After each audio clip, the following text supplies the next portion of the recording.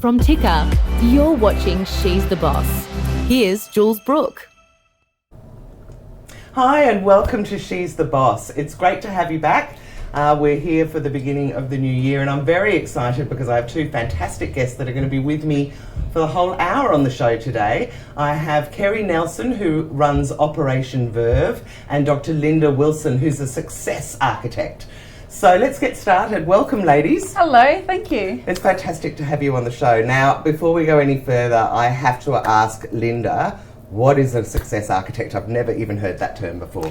Well, it is kind of out there actually, and I understand why when I said that to you, you went, what? What is it? But essentially, I use that because every single person that I deal with, their version of success is really different. Yeah, very and so true. all I'm doing is actually helping them to build the foundations to create what their version of success is. Now, these are you helping them in terms of giving them business skills and acumen? Is it very much down that route, or is it much more personal? What side of the fence do you sit on? It's much more personal development, Yeah. so that what they're building is resilience in relation to life. We all have stuff happen, things come out of the blue. I think we're probably going to be covering a bit of that in our chat today. And so what I'm really focused on is how do we build people, how do we create the foundations for people to be more successful in their business because they have the skills for it, but in their personal life as well because they know where they stand, they've got a platform for their values, their goals and their objectives. And who are your customers? Like, who do you work with? It's varied. Generally speaking, they are owners of small businesses, small to medium businesses. Okay. And what they've done is they've kind of hit a bit of a wall. They've realised that either they're feeling a little bit empty and sort of a lack of real appreciation for what they're creating, or they've run out of energy for it. And I think we all get to that stage, absolutely. Don't we, sometimes? It's really common, yeah. And so what I do is we look at what it is that actually creates happiness for them, what it is that actually means they are a successful person. So like a bit Marie Kondo, what brings them joy? Throw out the things that don't. Tell me about it. I love that show, right? It's amazing. It's an amazing show. And actually, decluttering your brain. Decluttering your brain, and also the things that you're focusing on, because we all know this world is incredibly distracting, and so our ability to actually just really maintain our focus on the things that are of worth to us and that we value, it's absolutely invaluable to people. Yeah. And so, well, thank you very much for that. Now, first, I have to reveal that we do know each other quite well. Kerrie, I've always been a huge admirer of yours. I feel like I'm sitting in my lounge room right now. It's so nice. Tick that box. That's exactly the way I'd like you to feel. So, I first tell people what you do with Operation Verve, but I do want to move on. We're talking about things that can happen in your life. Okay. And you had a massive thing happen in yours. But first, tell me about Operation Verve and what you actually do. Okay, yeah, sure. I'm a workplace process architect, which is interesting. So what I do is help people to grow, scale, and perhaps even prepare to sell their business by developing refined systems and processes in their business. So it's all that back end stuff. Well, I was going to say, so I have very rudely in the past, and I'm going to do it now, gone like systems and processes. Tell me something sexy. It's very Give us an example, though, of what you do, because it's actually not as dry as it sounds. Yes. Oh, all right. So now I have to come up with an example that's not as dry as what it sounds. Well, I mean, I know that you're kind of. I tell you what. No, let's take a step back. Tell people about why you started doing it in the first place. What happened to you? Yeah, sure. That is a little bit more interesting. It is, and then I think it'll move you into why you're doing what you're doing now quite nicely. Little segue. So go on. So I feel like I'm in. I had a restart in my life, and it was coming up to 6 years ago now, which is actually amazing. Time flies so quickly. My husband passed away on the 28th of May 2014, and at that time we'd been running a online retail business. We were Australia's largest retailer of vacuum cleaner spares online. Right. As you do, vacuum cleaner spares. I know, it's full of sexiness, my story. Oh my God.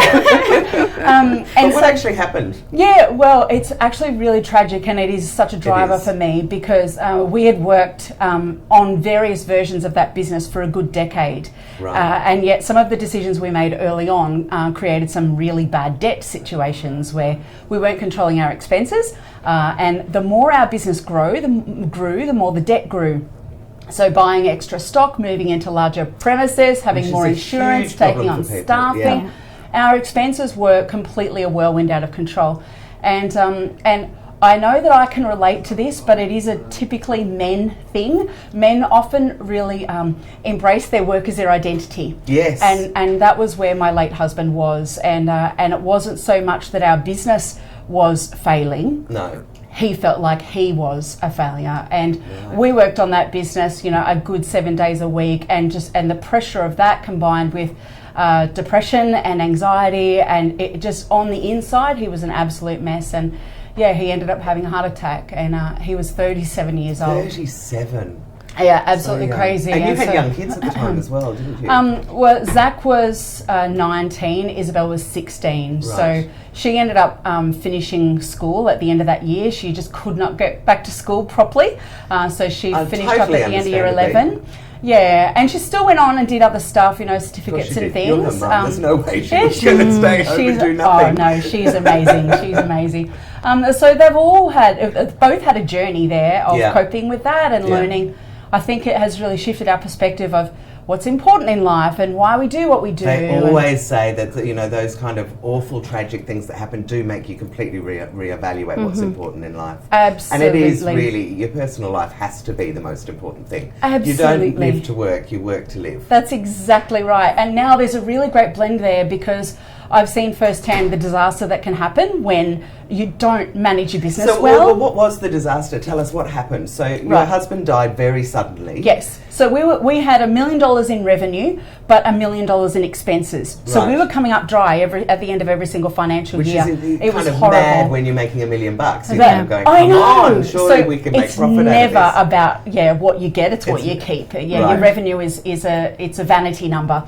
Anyway, so over the course of that next 6 months, I did what comes naturally to me. I started documenting everything because I needed to get new staff. We had because you couldn't find things. I mean, I had no idea how Alec worked what he did. Right. I didn't know what he was doing. Down at nothing. All. Right. There was nothing documented. It was all, this is the way I do it. I don't need to tell anybody else how I do it because there's only me. So I do what I do. She does what she does. The boys in the warehouse, they do what they do. No one knew what each other was doing. Gosh. And the two boys in the warehouse needed to finish up for their own reasons in the following months. And so I was left here with this business turning over, hundreds and hundreds of orders every week, filling them myself at night, serving customers in the day. And so I did what I naturally do. I started documenting things and organising and just cleaning out. We'd never done a stock take, so I did that. I automated. Did that reveal anything interesting? Oh, we had a truckload of excess stock that we did not need. So all of that stock sitting out there, so retailers, I'm sure it's elementary, but all that stock is money. Yes, it's money that could be on your bottom line instead of on your shelving. Yeah. So I cleared a truckloads actually, literally truckloads out. And just pulled my systems right back in, really refined how we did everything, automated that stock control so we didn't have excess anymore, and documented everything to the point that I outsourced all of that warehousing altogether by the end of that year. Amazing. And I cleared the debt too. So in a year? No, in 6 months, actually. Wow. Oh my goodness, Kerrie, you're amazing. She is amazing. Oh, that's very kind. And I do also think, though, that this is really, really valuable stuff for people out there, because I have to admit, I don't know that, I think a lot of my business is in my head. And I'm sure I'm not alone, particularly with women. I think that we aren't necessarily quite as left brain and sort of understanding the processes. Yeah. If anything happened to me, it would be disastrous. It would all fall apart, exactly. 77% of all business owners start their business because they want to make money out of their expertise. Yeah. The thing that they're really passionate about. Yeah, exactly. So that's why you're running on autopilot, because you're doing what you love and you're in flow, which is great until you become the bottleneck in your business, and that pressure can mount and mount and mount, and it's terrible personally and professionally. You get stuck. You're facing a roadblock you can't get through. And you're just a weird woman in that you particularly love all that kind of I know. systemizing of stuff. Absolute nerd. I mean, I don't mean really weird, although you are a bit. But, you know, just the fact that you enjoy it and you're very good at it. I mean, I've seen you even in action with me, just whipping me in shape and getting me to think about things that I hadn't thought about before. Yeah, so often people think about the here and now, and that's great. You need to be here, present, in the moment, running your business, serving your customers, you know, leading your team. But so often people think, I'll set this up to make this work, but they don't think of what happens next. What happens when the stock runs out? What happens if that person can't come to work? You know, there's always the next step. How do you maintain that? And How what do are you you make going sure to that do if you goes break on? a leg or if you are suddenly sick and somebody's got to run your business? Have you kind of set up anything to just at least for them to read a document or be able to go online and find your systems? Or there's a Exactly. strike and you can't get product into your retail outlet Good or one. onto your shelves or something like that. Or, as we're seeing this, you know, a huge bushfire disaster in our comes along, country yes. where it's going to have incredible ramifications for months and huge. months and months. It's so I don't She's think the girl for that. Yeah, She's yeah, the girl for that. absolutely, Yeah, absolutely. well, I can't magic stock onto a shelf that that can't get through. But absolutely, if you've got systems in place that people can pick up and keep going, that it's essential. And I mean, they also say, you know, if you ever want to get into franchising or something, and there are a lot of businesses that would apply for franchising, again, that's all about being able to hand someone stuff and go, this is how the business runs. Yeah. Go off and do it. Absolutely. So, Linda, can you tell me a little bit about what you do in the day-to-day? So we know a little bit now of what Kerrie Ann does. Yeah, so it's interesting, there's some correlations between Kerrie Ann's story and my own. Right. Just in that I've had my own healthcare practice, allied healthcare practice for over 25 years now. And I've worked in partnership with my husband that entire time. And 4 or 5 years ago, I had this dawning realisation, which I think a lot of women do, that having sort of been a practitioner within that business and also administration and management as well, that if, so therefore I wasn't necessarily generating income, I was helping to build the business and providing the structure for the business. Which a lot of women in I had partnerships this, are doing. yeah, And your name wasn't on any of the documents no, as a part and I'm owner sort of or like anything? this sort of silent partner almost. And I suddenly realised if something happened to my husband, I would not be able to pay the bills. Right. I still have 2 children in school. You know, I could sell the business, but anyone who knows about sales of business, not only is there a lag time, but you very rarely get what the business is actually worth. And really, to hand it over, you're going to have documentation and stuff. Anyway. Exactly, and again, all of that IP and those incredible skills, that's actually my husband's forte. Right. I'm the people person. I'm the, you know, love your staff, love your clients person. And so I didn't have any of the skills that Kerrie Ann is actually the genius for. Yeah, she is. So I realised I had to move away from my business as a practitioner and in those administrative and managerial roles and really start to build something for myself. So was it more a case of not working in the business, working on it, or taking yourself completely out of that business and thinking, I need to start something different? I wanted to take my skills to a much bigger arena, and that meant that I could no longer be working in the business. So it's been a long process, and there's still, you know, you still get dragged back into your primary business at times, particularly when as you're building you don't necessarily have the, you know, I've got a $10,000 client, I'm sorry, I've got to pay attention to them. Absolutely. You've got to go and sort out that receptionist issue yourself. So you still get drawn back in, but I'm slowly working my way out of the responsibility for that business, and part of that will be working with this gorgeous woman so that I'm set this time to actually move forward. Which sounds fantastic, and I love it that you have decided to take yourself out of the business and to go back to the success architect story. Yes. Can you take me on the journey of a typical client or a client? I mean, you don't have to name names. No, but of course. How does it happen? So essentially, I'll tell you just a little bit about my background that'll give you some understanding. So my background is as a doctor of traditional Chinese medicine. Okay. So mind-body medicine has always been what I've done. And along with that comes a lot of, I guess you would say, coaching and counselling skills.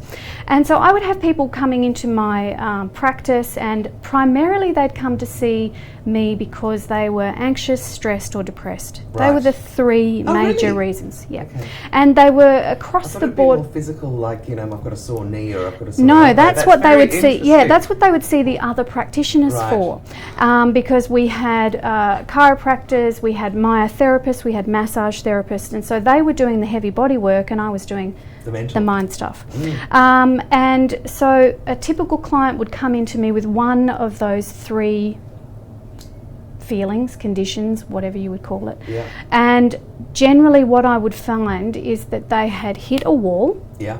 very similar to what I just described in my own business, and Kerrie Ann's wall was a huge wall for her to hit. But they had hit a place in their life where they actually couldn't move forward. They were completely stuck, Frozen. frozen. Out of fear a lot of the time? A lot of the time, just- well, fear is the underlying, I guess. premise for everything really, Yeah. when we're stuck and unable to move forward. So that was the primary thing, I guess, holding them back. But we all look at life through our past. Right, yes, So- and our past experiences and values Exactly. and judgments. And so what we're looking for in our life is a repetition of those things. So my job was really to work out, well, what is it that you're actually seeing in your life and how are you responding to that? Yeah. And then what can we do about changing your perception around all of those things?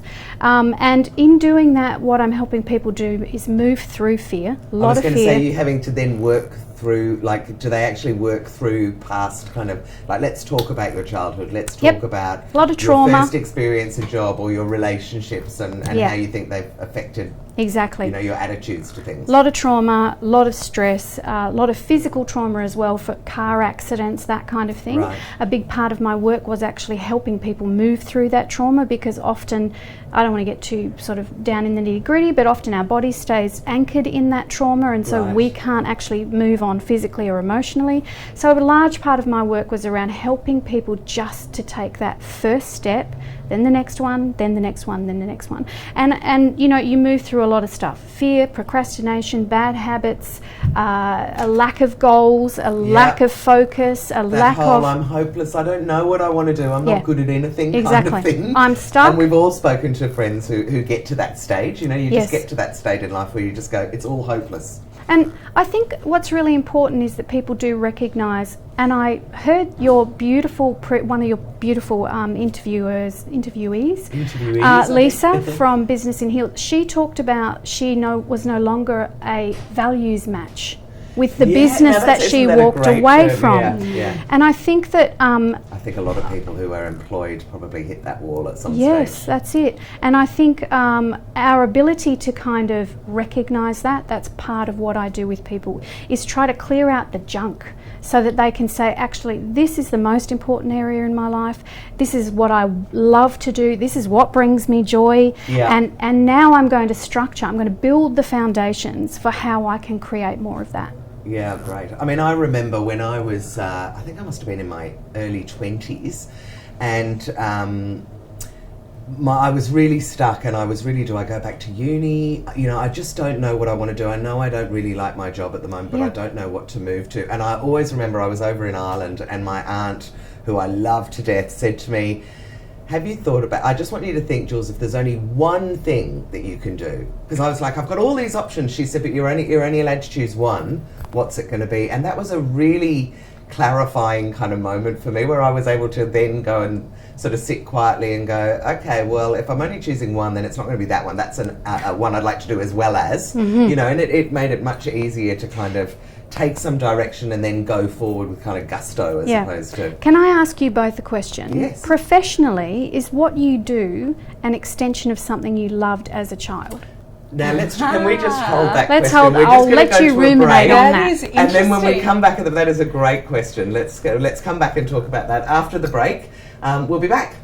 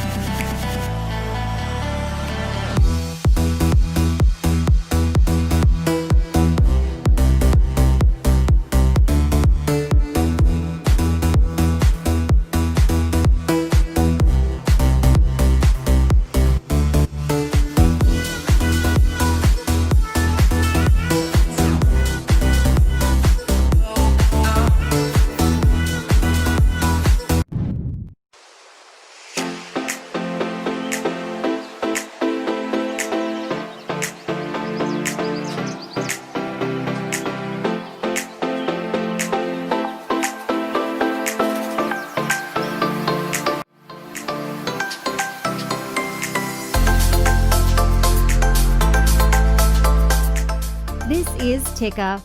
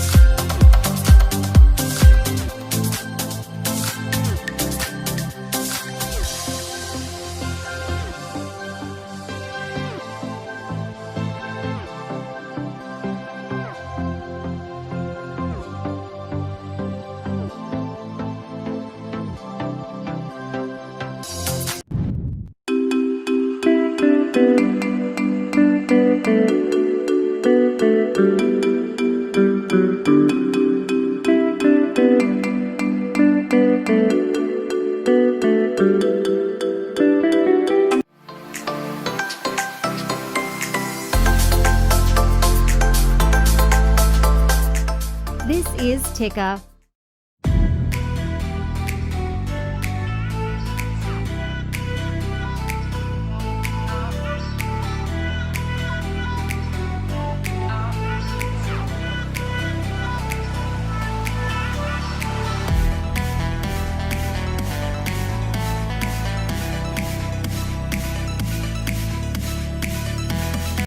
From Ticker, you're watching She's the Boss.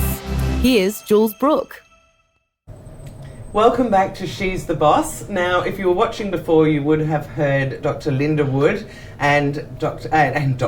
Kerrie Ann Nelson. Linda Wilson. Linda Wilson. Sorry, I did that earlier as well. There's something about that. All right. So, and Linda asked us a question beforehand, which was: is there something in our childhood that we loved? Tell me if I'm getting this wrong. That has helped us choose the career we're doing now. Is that what I'm curious about is when you look back, was there something in your childhood that you loved to do that now forms a really big part of what you do as a professional businesswoman? Yes. Yes, go on, you go first. I go first? Yep. I'm so thrilled that you asked that question. That's just fantastic. So I'm the oldest of 5 in a working class family. So as the oldest of 5, it was my job to basically run things in my home, look after the younger kids. I'm ticking all those boxes too, Yes. as the eldest of 4. But Yes, go on. yes, and we're both army kids too. We are. And so I was very much the hands-on organizer of things in my home, and I was expected to take that leadership role, that carer role in my family. But that was not only in terms of that wasn't sort of manifested only in what I did that my parents told me to do, but also how I played. So a really classic example of this is, when you play mothers and fathers when you're little, right? Yes. So I would have been 9 or 10. And my favourite part of Mothers and Fathers was setting up the carport so that everyone else could play Mothers and Fathers. So I would draw out a little floor plan. This is how this room is going to be, and you have to walk through this way. And I would pull out, old milk crates and junk out of the shed, and all of our toys out of our bedroom would become the furniture and the fittings of the house. And I would write up this is how you need to use it. I'd literally write it up, and then I'd show my younger siblings through, and then I would be sick of playing it. The game for me was setting it up. Yes. I didn't actually need to continue in it. Funny. It was just setting up. So actually it's a straight line. Oh, completely. Loving that and what you're doing now. That's right. Love it. Just floor plans on a bigger scale. That's it, exactly. And then project finished, moving on to the next amazing the next one. That's right. That is so funny. Well, I would say mine's almost exactly the same as you. One of the things I was going to say was that when we were in the army, we spent quite a lot of years living in Germany, and the houses in Germany have big cellars, and because we were on an army base, I used to be the one who would, and I was probably 7 or 8 at the time, and I'd bring all the local kids into our cellar and give them all roles to play and write a little play, get them all to dress up. We've got photos of my little brothers wearing like my dad's army hat and a nightie and a pair of Wellington boots. That kind of, so you're going to be the whatever. And I used to organise all the kids to put on plays for our parents, and they'd come in and we'd do tickets and they'd have to pay and they'd watch us. And then I morphed that into getting some of the younger kids to come in, and I used to kind of do, I was 7 or 8, but I was running like a childcare, where they'd come in and I'd have them drawing things and whatever and performing for their mums and dads. And then, so that was sort of the organising, but then from there, my uncle, who I loved and adored in Ireland, had this massive PR company, and I absolutely idolised him.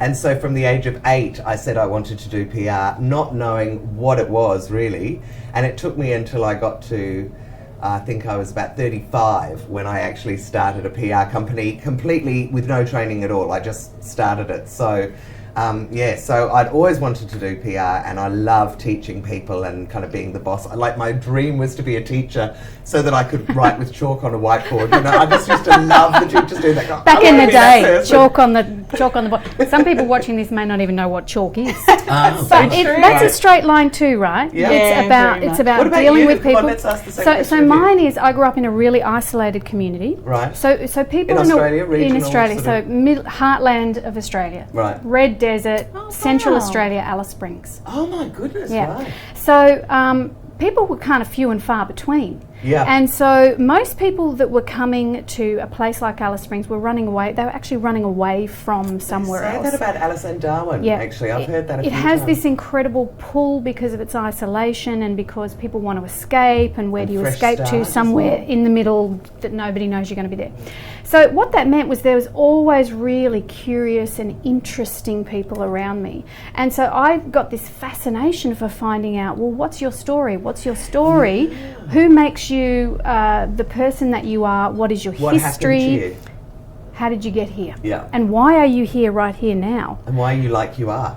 Exactly. And fascinating. so straight line. It is. And I, Oh my gosh, I'm going to start asking that question of other people. Ask So that think about question. that question yourself. Yeah, Yes. and I think that one of the joyous things about asking that question is, if we can go back a little bit like yourself, Jules, you sort of, I don't want that particular thing, I know that I want this particular thing, then you start to actually create a person who feels like they're autonomous in their life, they're in control in their life, they know the direction they want to go into. They're doing something that's grounded in their childhood to an extent. Brings so them it's- now and Yes. joy. Yeah. Absolutely. That's fantastic. Oh, fantastic. Yeah. What a really great question. I'm going to ask that one again. So now, Kerrie Ann, one of the things that I know you feel very passionate about is delegation, Oh, yes. and that people don't do everything themselves, I Yes. assume. Can you tell us a bit more about how you think that sort of plays out in business these days, particularly with women? Oh, good. Oh, women, absolutely. That's a massive one. So, as women, to generalise, a lot of us. We're allowed to do broad brush strokes, ignore us if it's not you specifically. I'm sure you can relate even in some degree. We're all really used to wearing lots of hats in a day. Mm-hmm. You know, I can be the nurse and the taxi and the teacher and the specialist at everything, fixing everything, making everything happen, because that's what women do. Yeah. You know, we hold things together really well. And so as women in business, particularly when you've started your business because you're really passionate about that thing, you want Yeah. to make a valuable contribution in a specific way in the world. And so you're so driven by that passion, and when you're starting out, necessarily you are the person who needs to do everything. Yeah. You know, you are the secretary and the receptionist and the social media marketer and the And we take copywriter on and those the hats and hats and more hats and more hats. That's going, "Yep, right. it's got to be done. That's right, and for a time, like I said, that is essential, and yet you can only go so far being the only person who can and does do No everything. multi-million-dollar company is run by one person. No. That's exactly right. That's It does exactly stunt your right. growth. And so it can be really difficult then to start to take those hats off. And whether it be a question of identity, like we've just been talking, I think that's massive. There are a lot of... As in, I'm doing this because I'm known to be the person that's best at doing this kind of thing? Exactly. And it's where I draw my meaning from, right, in who I am and what my life is about. Yeah. And there are a lot of people that are working 50, 60, 70, even 80 hours a week, and they're wearing those crazy hours like a badge of honour. Yeah, because they're not no holidays, dedicated. can't take a holiday because otherwise the business will stop. Can't be sick. Yes, there's that presenteeism that happens. And when you see people doing that and you watch them wearing themselves down and looking more and more stressed, and you're just going, so what should they be doing? And I just wanted to say about because the tragedy is that the very thing that they were passionate about that made them want to start their business is the thing that eventually is not going to be served, and that starts to wane. And the business owners that I've certainly related with, they still have that passion, but it's getting choked and squeezed out because there's just too much work. So what should they be doing? They should be delegating. It's and just how that do you simple. take that first step, though? I mean, it is so difficult. How do you even choose the first person that you're going to delegate to? Oh, very good, very good. So what is that role? How do you work out what role needs to be filled first? Yes, in a really practical, so here's a handy tip for all of our friends here today. What you need to do, if you've got time, the perfect way to do this is to do a bit of a time audit, a task audit, and see what are you doing, what's taking up the most amount of your time, and what is the lowest, you're getting the lowest return from. It's the lowest level of work. There are so many low level tasks that we do, every day: social media posting, copywriting, on site maintenance, even creating Canva memes of the same thing. I mean, I could get lost down the Canva rabbit hole for a half a day. Can't we all? That is such Since a fun that looks toy. so good, I'll just do 18 versions of it in making a 15 set. different colours. Yes, we've all been there. So have a look at what is the task that's taking up the most amount of your time, that's bringing the least return, and is sucking your joy, like we're talking about here. It's depleting your energy. That's the stuff you need to get rid of. And so whether you actually go and formally write it down, or whether you take a good, honest evaluation and think, what am I doing now that I really could let go of? So it's not like the things you hate. It's not necessarily the things you hate. Honestly, I think that would be the first thing people would think of, right? I really hate doing the finances, or I really hate doing... Yeah, I hate doing finances as well, so I do have a really wonderful accountant. But if I don't keep my thumb in the pie of my finances, then my business is going to go off the rails. So often I think if it's a low-level task that's returning not very much and depleting your joy, you probably do hate it. But if that's the only criteria, you might end up taking your thumb out of a pie. You actually need to still be in a little bit. But certainly, find that low-level, high-volume job and get rid of it. And then how do you find the right person to do it? I mean, I find that really hard. Yes. We've been looking for people for my business to do digital marketing. And I mean, there are gazillions of people out there, but how do I know that they're really good? How do I know they're the right one? Yeah, marketing is a really tricky one. Actually, that's a Pandora's box, and I don't claim to be an expert in marketing, so I don't want to teach you how to... Have you got like a top level, this is a good way to go and find people? I mean, do you find people that are good reviews, or what absolutely. No, so a lot of those low level, high volume tasks can be done by an offshore VA or even a local VA. And the wonderful thing about going the outsourcing pathway is that finding that person and keeping them on is no longer your responsibility. It becomes the purview of the company that is doing the sourcing for you. So that's a low risk, high return way to get some of your time back. And I love that, because it's a higher level look at it, because what happens, I think, is that what you choose to outsource or what you choose to delegate is different for every single woman in her business. Absolutely. So we need to have that higher template to use. It's sure. true, and it is a case of stepping back and being a little bit objective about it. Yeah. So, yeah. In fact, there's a woman who's a really good close friend of mine. I must get her on the show at some stage, called Kate Christie. I don't know if you've yes, heard of her, the okay. time styler. Yes. And she's all about how you can Time claim style. 30 hours. It's 30 hours Yeah. a week, I think it is. Yeah. Or 30 hours a month. Might be a month. It might be a month. But yeah. either way, it's all about how you are messing around with your time and you could be using it far more effectively. Yes, yes. Studies show that over half of business owners know, they absolutely believe that if they could delegate only 10% of their work, they could make a 20% return, Yeah, a greater return in their business. So it's a logic step, but it's one that you need to move out of your heart, out of all of that identity stuff that we wrap up all that meaning in the work and get And in the other get thing rid that of the somebody work. once said to me years ago, which really helped me around that, because I was sort of like, how can I afford them? And he good said, one. well, if you're getting somebody who's going to, as you say, increase your efficiency, hopefully increase your revenue one way or another, it doesn't have to be a salesperson, it might be someone freeing up time so you can go and sell. Yes. He said, at the time, which I thought was really interesting, because I'm like, how can I afford 60 grand? He said, you need 3 months worth.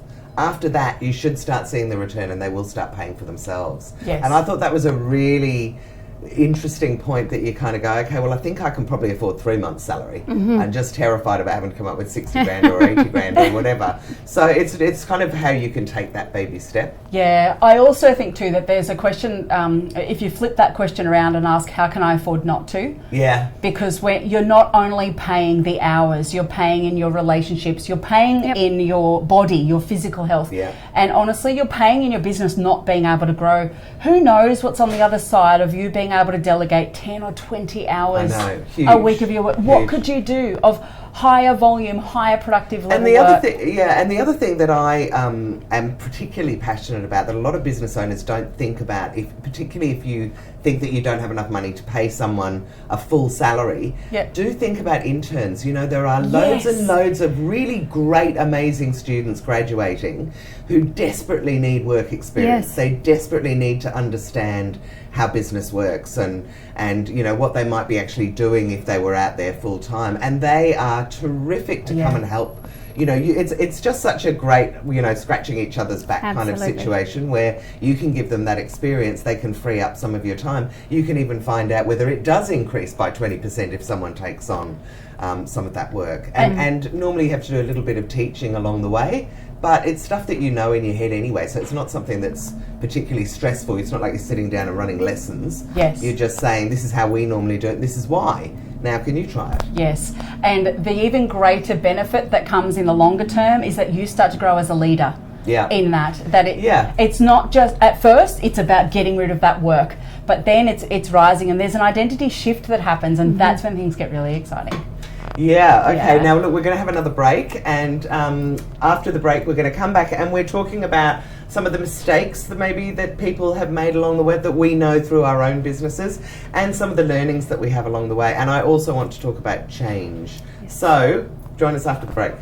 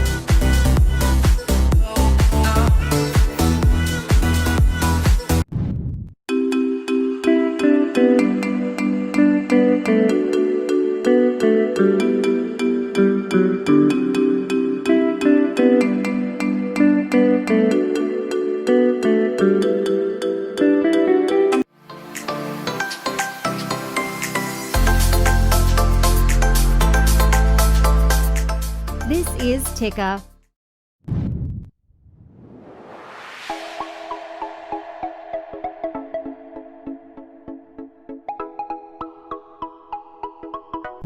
From Ticker, you're watching She's the Boss. Here's Jules Brooke. Welcome back to She's the Boss. I'm your host, Jules Brooke, and today I have Kerrie Nelson and Dr. Linda Wilson, get the name right at last, as my guests on the show. We have been talking about all sorts of things around change and what we've been doing with our own businesses, but I know, Linda, that you particularly wanted to talk about procrastination and making decisions or not making them and how important that is. So can you tell us a little bit about that? So I mentioned when we started about the fact that so often people who came to see me looking for coaching for themselves, for their small business, etc., they're stuck. They've hit a wall and they don't know how to move. When you actually break that down, quite often they have space to make change, they know what they need to do to make change, but they're actually not taking the action steps to do it. So then it's about, well, why might that be? And underlying all of that is always a fear. And we're neurologically wired to avoid change or to we are. I would have thought personally that I am wired to make change. Yes, but I'm going to talk about the opposite? Some people are the opposite, and there's a really interesting reason for that, right? But most people are actually really hesitant to make change, particularly if it's a change in identity, a change in job. Something massive. As we've said before, we really identify with what we do. So why is it that people procrastinate? It's because they want to avoid change, because change from a historical, DNA perspective puts us in danger. And we are actually very primitive creatures when it comes Speak to yourself. No, I'm joking. when it comes to feeling fear. Not that primitive. Most of us would run away from something scary, right? Yes. That's all I mean. And We're putting ourselves that's in all right, Jules. Just embarrass me and on the show. Not a problem at all. I'm up for it. Hey. You're amazing. Thank you. Anyway, so this is why we procrastinate, because what we're looking at is moving into an area where we feel really unsafe, or we feel incompetent in some way, or we feel less than. And you said just a moment ago a story about how you were offered to come on and be this amazing person, and she's the boss, and you seized it. Now, the reason that some people cope really well with change and they don't procrastinate is urgency. But the main reason is that they actually have a really positive emotional relationship with change. Right. And that means that moving into a new role, they've had previous really positive outcomes and experiences doing that. And so for them, that's exciting. Yes. It's not scary. Right. So it's people who are really good at change have that positive association. People who really struggle with it have a negative association, or not such a positive association. And for a lot of people, even in their childhood, change can mean awful things, all kinds of things. And not only that, we add meaning to things that happen in our life. So one person might have a very similar experience, but the way that they interpret that, the lens that they look through for the rest of their life can be very, very different to the next person. So what I do is I really help people to unpick that. So is it really a fear, or is it that you just don't have a positive relationship with change yet? And what can we do to create that? And a big part of doing that is looking at habits. Looking at change in detail. What is your emotional relationship to it? But what are you also building into your life that makes change so scary now?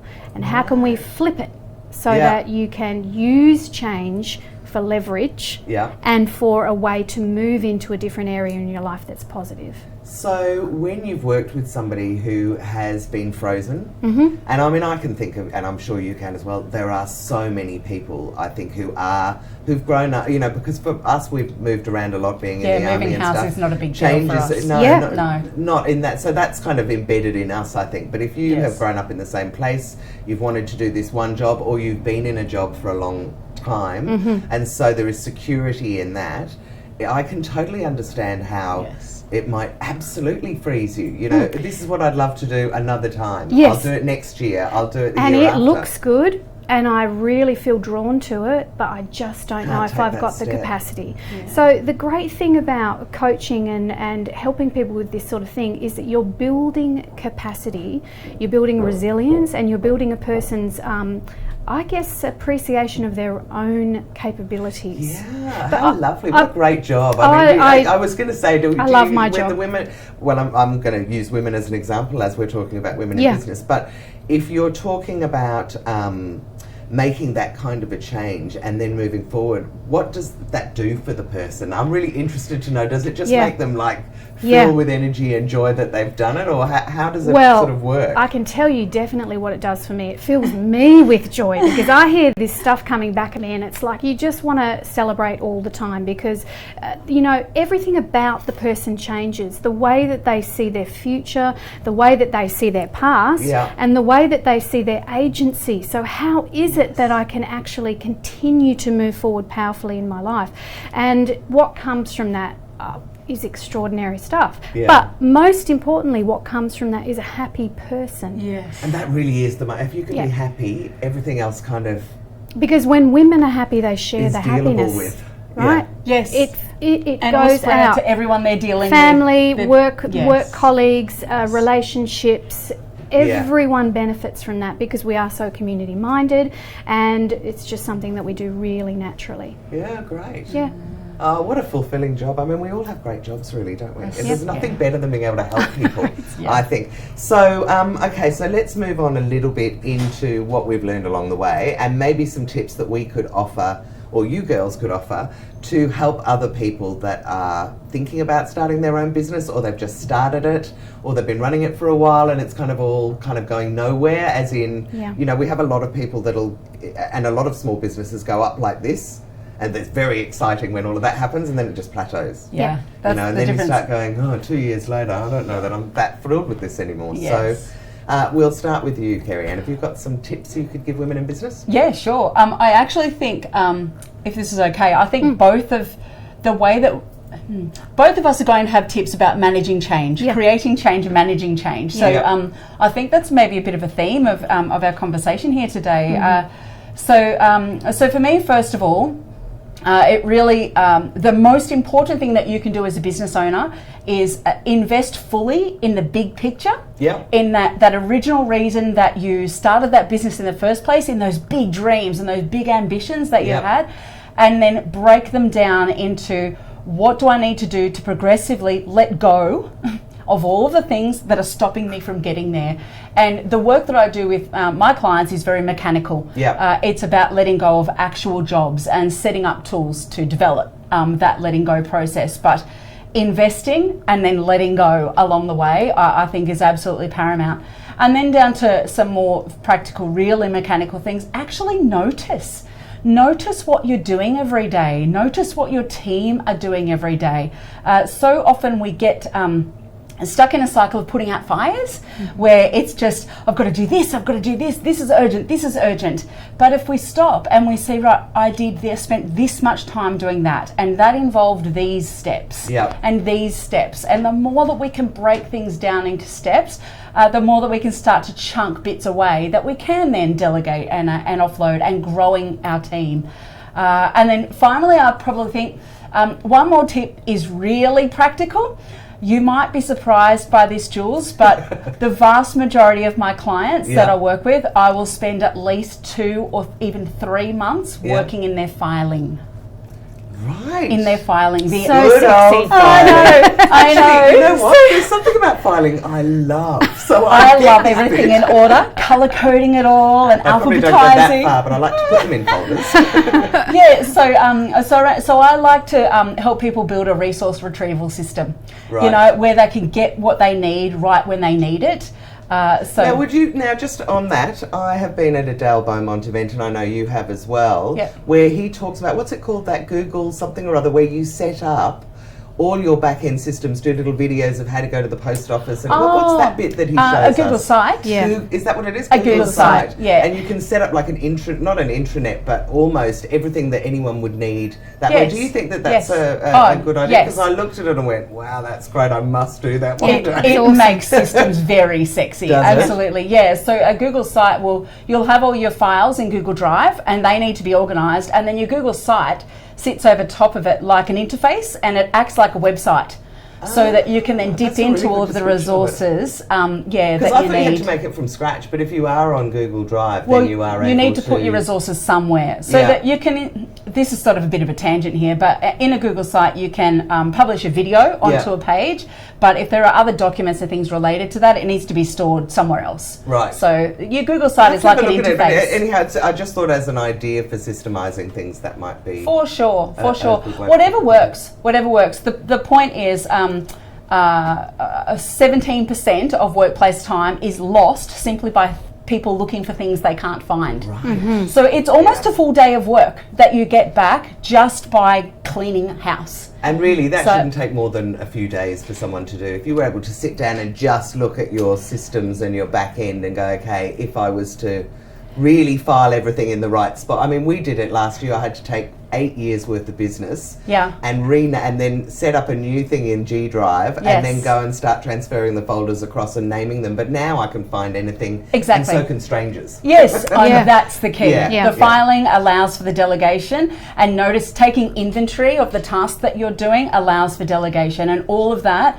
facilitates that ability to be able to say, let that go, because I'm pursuing that big passion. Yeah, great. So it's all that mechanical stuff in between that needs to be Fantastic taken advice. care of.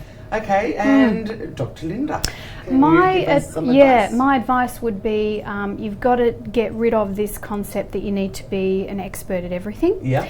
Delegation is huge, as Kerrie Ann has just said. Also, you need to ensure that you keep on recharging the batteries. Yes, What very great Because good. advice. we Great see advice. people just Run themselves. You've into already the talked ground. about 1-2 years in new business, and then bang, a vast majority of them just completely fall away.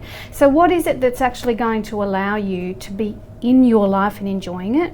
What is it that actually refuels your batteries? And once you've gotten rid of all the things that don't help you to do that or help you to achieve that, how then can you actually bring in more of what it is that you love? Yeah. Because if we're constantly sifting through what it is that's going to give us energy and what it is that it actually enables us to be the passionate business owner that we were when we had the original idea back there, Yeah. imagine the way you can scale, Yeah. because you're not burnt.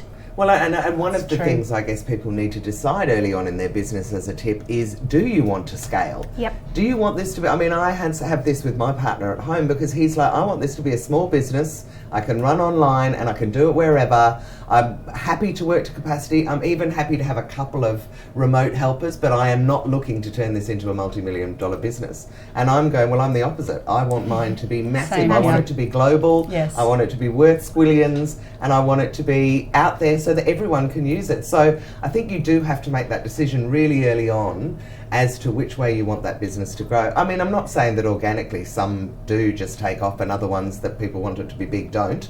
But I think that that's also a decision, because that presumably would help you with your systems Absolutely. early on, whether you know you're going to be delegating this out to, a staff of 20 or 100, or whether it's actually going to be you and a couple of VAs. I think we also need to be careful that we don't presume that we're already going to know, Oh, and very that good. actually we do hit these things. Life hits the wall sometimes. So it's really about understanding that you're going to be challenged, and it's in those moments, what do you do to move through that challenge?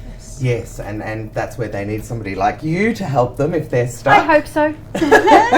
Now, if people wanted to get hold of you, how would they best do that? Website is the best option. What's your web address? Can you tell everyone? drlindawilson.com. Oh, yeah, drlindawilson.com. that's Linda the with name. an I. Yep. Very ordinary spelling. Linda, For an Dr. Linda extraordinary Wilson. woman. Thank you so much. And then, Kerrie Ann, how do people get hold of you if they want to? I am super get stalkable. Can I make it that way? on purpose. Yes, absolutely. So you can always reach out in LinkedIn or Facebook, and then of course visit www.operationverve.com, and Yeah. I'll get a message that comes through there. Oh, fantastic. Now, one of the other things that I want to talk about, and this is the first show that I've had it, and I forgot to mention it earlier, is we have got a sponsor that I'm very, very excited about. And you girls would love this as well. So the brand is called Havana Home. It's run by this great woman who you may have seen on She's the Boss earlier, and you will no doubt see again, because I loved having her on, called Judith Bruce. She is all about empowering women. She has got the most beautiful fragrances that she's created herself, including one that sort of is reminiscent of cheese and tomato sandwiches, and another one that's reminiscent of pink peppercorns because she used to play under a tree when she was a child. So really that's unusual, lovely. Love but absolutely stunning fragrances. And she's got candles and all sorts of bits and pieces. But one of the things that she's done that I really love is she has gone and commissioned female artists to create the artwork for her packaging. So she's supporting 8 different women, awesome. which don't you love that? I just absolutely love that Yes. idea. And that her business is run by a woman and owned by a woman. So for any of you that are thinking about candles or anything fragrance related, I would highly recommend that you go to Havana Home. And on top of that, I just want to finish off by telling you a little bit about myself, because I've never done that on this show, and Kerrie Ann reminded me. So my name is Jules Brooke. I am the founder of a business called Handle Your Own PR, and I am incredibly, incredibly driven to help all the small business owners out there handle their own PR and actually get publicity for themselves, because it is not hard to do. And it's one of those things in marketing that people think that all marketing costs money, but actually PR is free. All you have to do is send a story, and you are brilliant at it. But sending stories out to the media and having them publish it can do fantastic things for your business, and you don't pay a journalist to run a story if you can come up with a good angle. So that's kind of what I do. I hope you've really enjoyed She's the Boss today, and I look forward to having you back next week, where we'll be talking with another couple of great women.